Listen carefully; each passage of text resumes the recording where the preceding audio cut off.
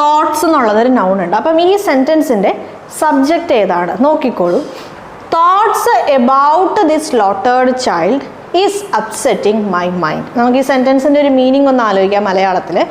ആ മരിച്ചുപോയ അല്ലെങ്കിൽ ആ കൊന്നുകളഞ്ഞ കൊച്ചിനെക്കുറിച്ചുള്ള ചിന്തകൾ എൻ്റെ മനസ്സിനെ അല്ലെങ്കിൽ എന്നെ ഭയങ്കരമായിട്ട് അപ്സെറ്റ് ചെയ്യുവാണ്. നമ്മൾ ആരെക്കുറിച്ചാണ് സംസാരിക്കണേ? സ്ലോട്ടേർഡ് ചൈൽഡിനെ കുറിച്ചാണോ അതോ സ്ലോട്ടേർഡ് ചൈൽഡിനെ കുറിച്ചുള്ള ചിന്തകളെക്കുറിച്ചാണോ? സ്ലോട്ടേർഡ് ചൈൽഡിനെ കുറിച്ചിട്ടുള്ള ചിന്തകളെ കുറിച്ചാണ് നമ്മൾ സംസാരിക്കണം അല്ലേ. ഇവിടെ നമ്മൾ ആക്ച്വലി തോട്ട്സിനെ കുറിച്ചാണ് സംസാരിക്കണേ.